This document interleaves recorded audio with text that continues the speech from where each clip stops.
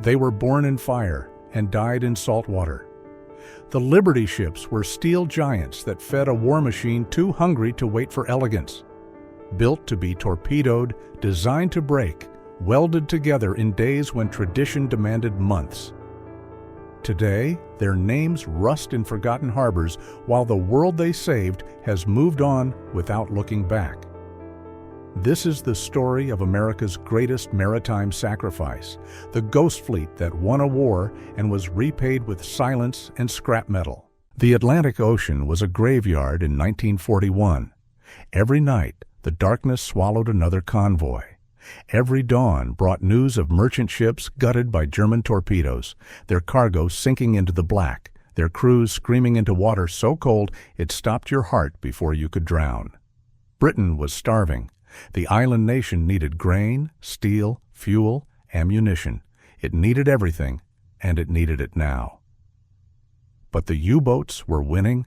For every 3 ships that left American ports, 1 never arrived. The mathematics were brutal and simple. Germany was sinking vessels faster than the world could replace them. The numbers told a story of desperation that politicians could not hide from the public. In 1941 alone, German submarines sent over 1,000 Allied and neutral ships to the bottom of the Atlantic. That was nearly 3 ships every single day. 4 million tons of shipping lost in 12 months. Entire convoys vanished without a trace.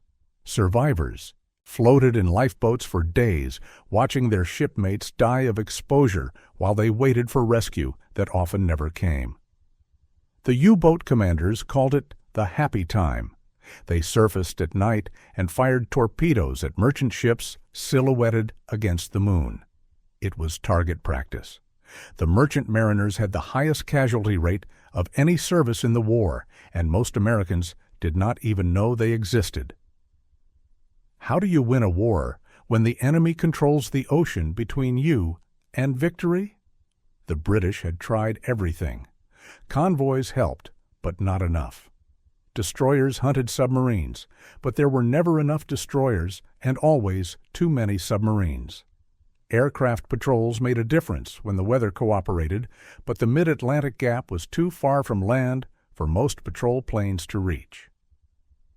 The problem was not tactical, it was industrial. Every merchant ship that went to the bottom had taken months to build, maybe a year. Craftsmen had shaped every curve of the hull. Riveters had spent weeks making the seams watertight. These were works of maritime art, and the ocean was swallowing them faster than any shipyard on Earth could create them. Britain turned to America with a desperate proposal.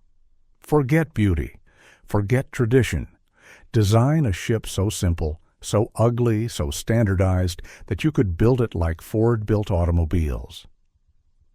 The British gave American engineers a basic design, a simplified version of their tramp steamers based on a 1939 British design called the Ocean Class. It was not revolutionary. It was the opposite of revolutionary.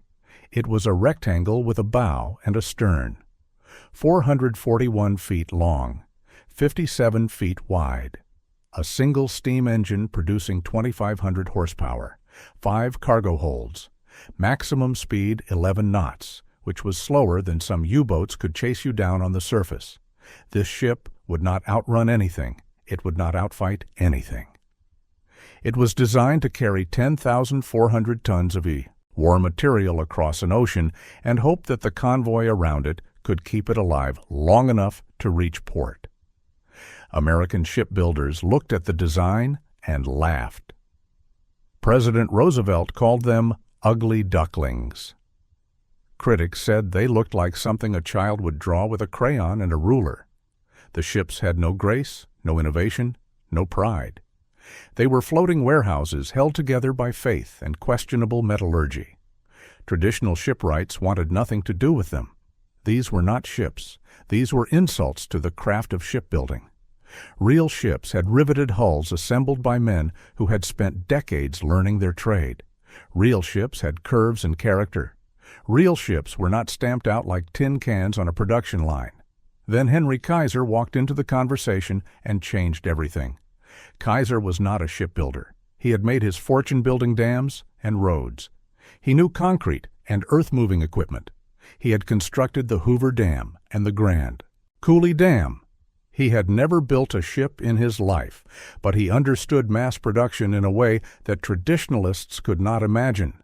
He looked at the British design and saw an assembly line waiting to happen. He saw prefabricated sections that could be welded together instead of riveted.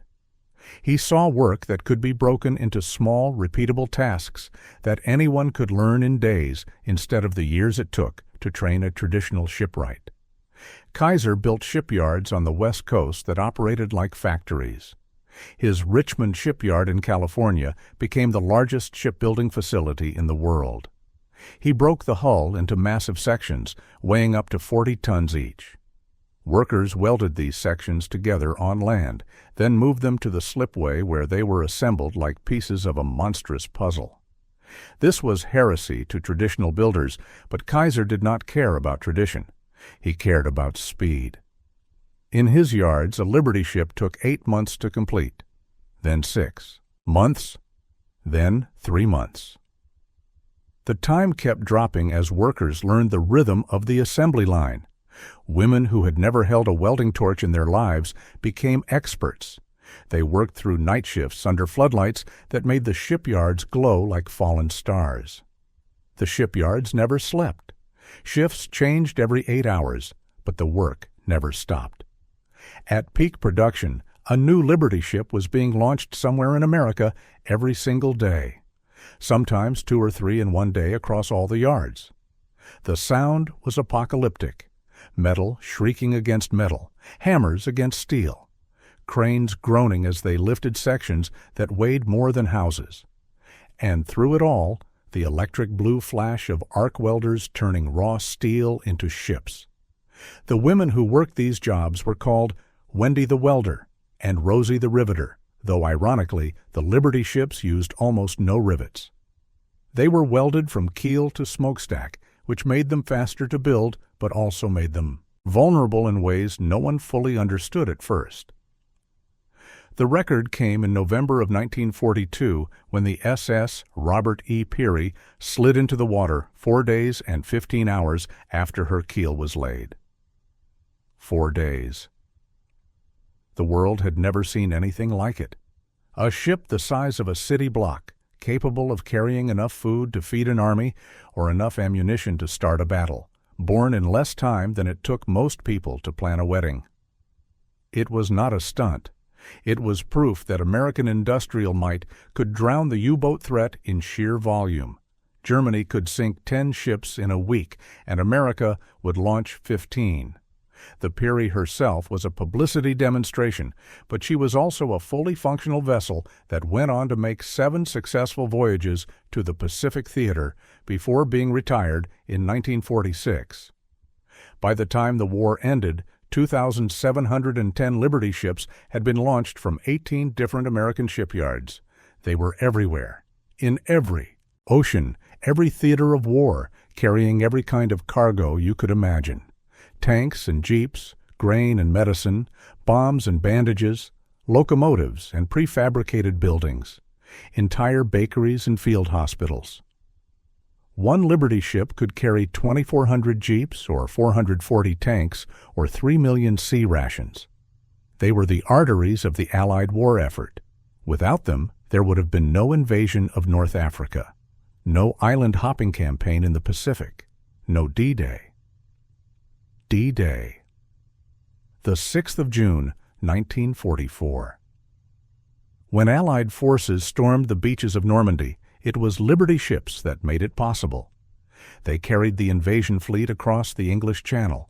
They stayed offshore, unloading supplies onto smaller craft that ferried everything to the beaches. Soldiers wading through blood and surf were kept alive by food and bullets that came from the holds of these ugly, essential vessels.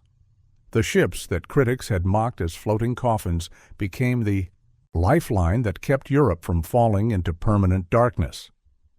Over 100 Liberty ships participated directly in the Normandy invasion, and thousands more supplied the buildup of men and material that made the invasion possible. But the war that made them necessary also revealed their fatal flaw. Welding was faster than riveting, but it was not stronger. In the cold waters of the North Atlantic, some Liberty ships simply cracked in half. The metal became brittle in freezing temperatures, a phenomenon that metallurgists did not fully understand in 1942. Stress fractures would appear, usually starting at the corners of hatches or other weak points in the hull where welds concentrated tension.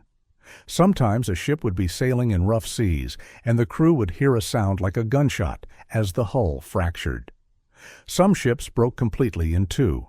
The bow and stern would separate, and both halves would sink within minutes. Other ships limped into port with cracks, running the length of their hulls, held together by emergency welds and prayers. 3 Liberty ships broke apart catastrophically and sank. 12 more broke in half, but stayed afloat long enough for the crew to be rescued. Hundreds suffered serious cracks that required extensive repairs. The SS John P. Gaines split in half while docked in calm waters in the Pacific. The two halves remained afloat, a testament to the compartmentalization of the design, but also a humiliating demonstration of the structural problems. Engineers studied the problem and found solutions. They added strengthening plates around the hatches. They redesigned the corners with gentle curves instead of sharp angles. They developed better welding techniques and better steel alloys. They learned from the failures and made the later ships stronger. But the damage to the design's reputation was done. These were emergency vessels, built for a crisis, and everyone knew it. They were never meant to last. When the war ended in 1945, America had more merchant ships than it knew what to do with. The Liberty ships had done their job too well. The world's oceans were crowded with these mass-produced vessels, and peacetime commerce did not need 2,710 identical cargo ships. Some stayed in service. They carried goods in the new global economy that America was building. A few were converted into other uses. Some became troop transports. Others were turned into colliers carrying coal. One was converted into a floating school. But most were mothballed. They were towed to quiet bays and anchored in endless rows. The reserve fleets in places like Suisun Bay in California and the James River in Virginia. Ghost armadas waiting for another war that hopefully would never come. The ships sat in the water for decades. Salt and time did their work. Rust bloomed on the hulls like a disease. Seabirds nested in the superstructures. The engines that had crossed the Atlantic dozens of times grew cold and silent. Paint peeled away in sheets. The wooden decks rotted.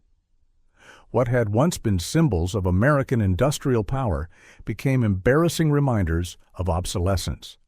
Some ships were sold to other nations desperate for merchant tonnage. They sailed under Greek flags and Italian flags and Liberian flags, carrying cargo in places far from the shipyards where they had been born. Others were broken up for scrap. The steel that had carried the tools of war was melted down and turned into automobiles and refrigerators and building beams. A few were sunk deliberately as breakwaters or artificial reefs. A handful were preserved as museum ships, monuments to a time when America could build faster than its enemies could destroy. Today, only 2 Liberty ships remain fully operational. The SS John W. Brown, berthed in Baltimore, and the SS Jeremiah O'Brien in San Francisco. They sail occasionally, floating museums that let visitors walk through the holds and stand on the decks and try to imagine what it was like to cross the Atlantic in 1943 with German submarines hunting you through the dark. The rest are gone, scrapped, sunk, or rotting in forgotten corners of the world's oceans. A few still sit in the reserve fleets, but they are so deteriorated that they will never sail again. They are waiting only for the salvage crews to cut them up and haul them away. What do we owe to machines built to be disposable? The Liberty ships were never supposed to be beautiful. They were never supposed to last. They were emergency measures, industrial improvisations created by a nation that had no choice but to improvise. But they worked. They carried the weight of a war on their welded seams and delivered victory despite their flaws. They were built by people who had never built ships before, women who took jobs in the yards because their husbands and sons were fighting overseas, old men brought out of retirement because the nation needed their experience, young people learning trades in weeks that traditionally took years to master. At peak production, Kaiser's Richmond yards employed 90,000 workers. 90,000 people building ships around the clock, 7 days a week, with a patriotic fervor that seems impossible to imagine now. The shipyards are mostly gone now. The slipways where those Liberty ships rose from blueprints to floating steel have been turned into waterfront developments and container terminals. The workers who built them are dying, taking their memories of those frantic years with them into the silence. Soon, no one alive will remember standing on a deck that smelled of fresh paint and new metal, feeling the ship move beneath their feet for the first time, knowing that this ugly, hastily welded vessel might be torpedoed before it reached England, but also knowing that every ship that launched was one more chance to keep the convoys moving and the war effort alive. We remember the soldiers who fought on the beaches and in the jungles. We build monuments to the pilots who flew the bombers and the sailors who crewed the warships. But the Liberty ships slip from memory like water through a rusted hull. They were too common to be special, too ugly to be mourned, too successful to seem like they required sacrifice. But every one of those 2,710 vessels was a small miracle of determination and improvisation. They were built by ordinary people doing impossible things because the alternative was unthinkable. Each ship required roughly 250,000 separate parts. Each ship consumed 30,000 square feet of steel plating. Each ship represented 150,000 man-hours of labor compressed into impossibly short time frames through sheer force of American will. In the end, they were just ships, merchant vessels doing the unglamorous work that wars actually require, carrying food and fuel instead of firing guns, surviving instead of conquering, being sunk and replaced faster than the enemy could count the losses. 200 or more Liberty ships were lost to enemy action during the war, torpedoed or bombed or mined. Their crews went down with them, merchant mariners who wore no uniforms and got no medals, but died just as surely as any combat soldier. They were never meant to be remembered, but perhaps that is exactly why they should be. These were the ships built only to be sunk, the 5-day monsters that saved the world and asked for nothing in return except the chance to try again tomorrow. They deserved better than rust and salvage yards. They deserved better than our forgetting. Do you have a family who welded those seams and sailed across the Atlantic knowing that the ocean was full of enemies who wanted them dead? Tell us their stories before the last of the witnesses are gone, because the Liberty ships are almost forgotten now, and what remains is the debt we can never repay, and the victory we must never forget came riding across the ocean on the ugliest, bravest, most disposable vessels ever built.